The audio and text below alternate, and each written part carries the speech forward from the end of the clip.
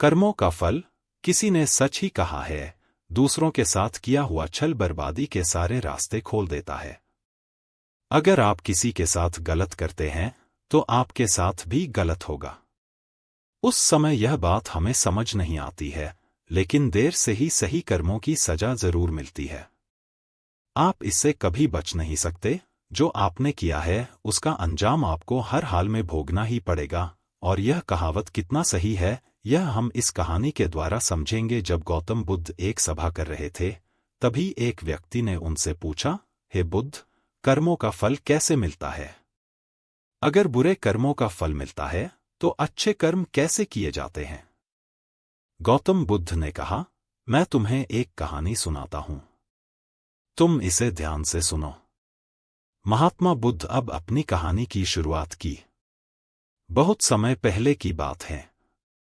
रामू और श्यामू नाम के दो भाई एक गांव में रहते थे। श्यामू अक्सर रामू को देखकर जलता था, क्योंकि रामू स्वभाव से बहुत अच्छा था। उसके दिल में सबके लिए दया और आदर भाव था। श्यामू का स्वभाव ऐसा था कि उसके दिल में दूसरों के लिए कोई दया नहीं था। वह हमेशा दूसरों का अनादर करता और नुकसान पहुंचाते रहता था। धीरे धीरे काफी वक्त गुजर गया। रामू श्यामू के माँ बाप इस दुनिया में नहीं रहे। रामू ने खूब अच्छे से उनका अंतिम संस्कार किया। वह गांव वालों को भोजन के लिए आमंत्रित किया और ब्राह्मणों को दान दक्षिणा देकर विदा किया। वह हर साल अपने माता पिता की बरसी पर ब्राह्मणों को भोजन कराता और दान देता। यह सब चीजें श्यामू को पसंद नहीं आती थी और वह रामू से जलते रहता था। एक बार अपने माता पिता की बरसी पर रामू ने अपने राज्य के राजा को आदर सत्कार के साथ बुलाया और राजा के सामने ब्राह्मणों और पूरे गांव को खाना खिलाया। ब्राह्मणों को दान भी दिया ताकि उसके माता पिता स्वर्ग में खुश रह सकें।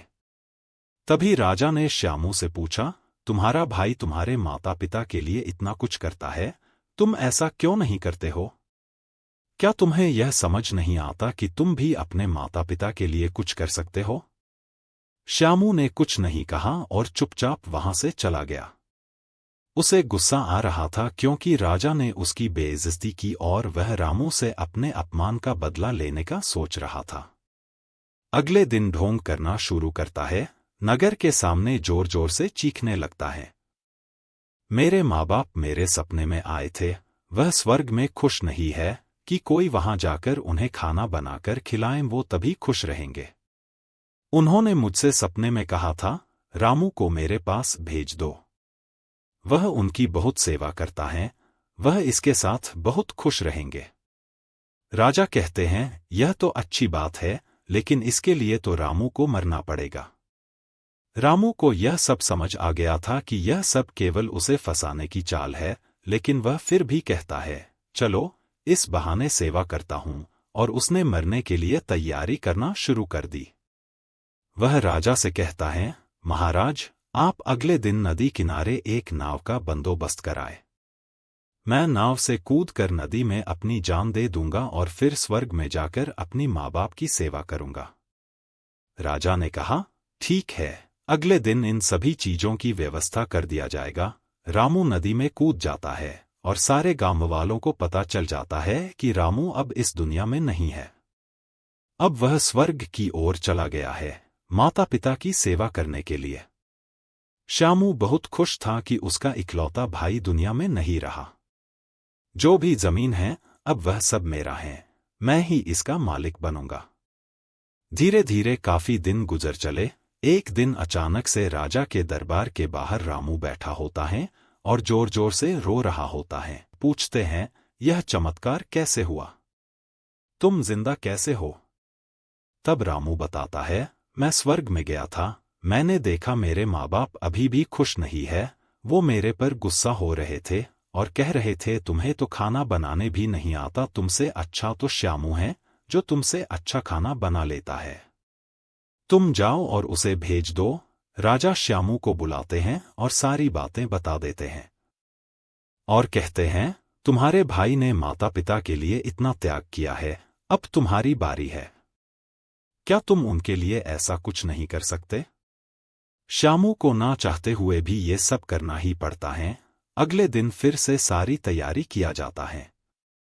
श्यामू घर आकर सोचता है, मैं वहां जाऊंगा ही नहीं, अगले दिन शहर छोड़कर कहीं चला जाऊंगा।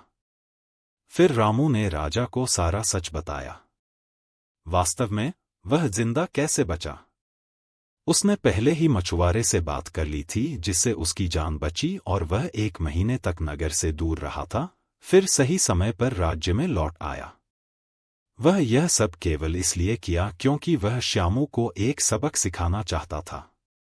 इधर श्यामू शहर छोड़कर जाने का योजना बना चुका था। अपने योजना के अनुसार वह रात के अंधेरे में ही घर छोड़कर भाग जाता है। वह घर छोड़कर कुछ दूर गया ही था कि तभी राजा के 2 सैनिकों की नजर उस पर पड़ती है और उसे रोकने की प्रयत्न करते हैं। श्यामू और सैनिकों के मध्य हाथापाई और लड़ाई शुरू हो जाती है। श्यामू गुस्से में आकर एक सैनिक के सिर पर पत्थर से मारता है। सिर पर चोट लगने से उसकी मौत हो जाती है। श्यामू के बुरे कर्मों का बुरा फल। यह सारी बातें जब राजा को पता चलती हैं, वह श्यामू को माफ करने वाले ही थे। अब वह और गुस्सा हो जाते हैं श्यामू पर और क्रोध में आकर मृत्युदंड सुना देते हैं। अगली सुबह उसे नाव से धक्का देकर मारने का आदेश जारी कर दिया जाता है। उसको उस आखिरी समय पर अपनी गलती का एहसास होता है कि जिंदगी के अंतिम वक्त में भी उसने लोगों का बुरा ही किया। उसे भी अपने जीवन के आखिरी पलों में गलती का एहसास होता है, पर वो कहावत तो सुनी होगी, अब पछताए होत क्या, जब चिड़िया चुग गई खेत, और पछतावे के साथ उसे अपनी जान से हाथ धोना पड़ता है। कर्मों का फल कब मिलता है? कहानी खत्म होने पर गौतम बुद्ध उस व्यक्ति को समझाते हैं, कर्मों का फल ऐसा ही होता है। बुरे इंसान को आखिरी वक्त तक सही और गलत का पहचान नहीं होता। जिंदगी ऐसे ही नहीं चलती। जिंदगी समझने की चीज है, जिसे हर व्यक्ति को समझनी चाहिए। फिर महात्मा बुद्ध ने बोला, अच्छे कर्म को बनाने से पहले हमें इस बात पर ध्यान देने की जरूरत है कि आखिर अच्छे कर्म बनने का पहला पड़ाव क्या है। आप पढ़ रहे हैं कर्मों का फल, गौतम बुद्ध की शिक्षाप्रद कहानी। मनुष्य के द्वारा किए जाने वाले सभी कर्म उसके विचारों से बनते हैं। हमारी सकारात्मक या नकारात्मक सोच विचारों को जन्म देती हैं और वही विचार कर्म बनाते हैं। इस तरह सोच सकारात्मक होने पर ही अच्छे कर्मों का निर्माण हो सकता है। फिर उस व्यक्ति ने पूछा, पाप का फल कब मिलता है? तब महात्मा बुद्ध ने कहा, पाप का फल किए गए कर्म पर निर्भर करता है। अगर आप किसी के साथ गलत करते हैं तो आपके साथ भी जरूर गलत होगा।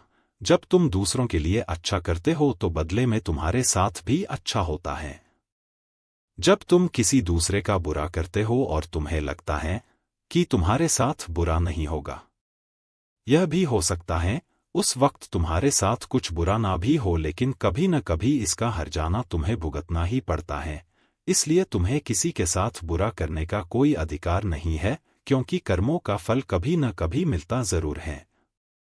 तो हम इस कहानी से क्या सीखते हैं? इस कहानी से हमें यह शिक्षा मिलती है कि हमारे कर्मों का फल हमेशा हमारे साथ रहता है। अच्छे कर्म हमें सुख और शांति देते हैं, जबकि बुरे कर्म हमें पछतावा और दुख देते हैं। उम्मीद करते हैं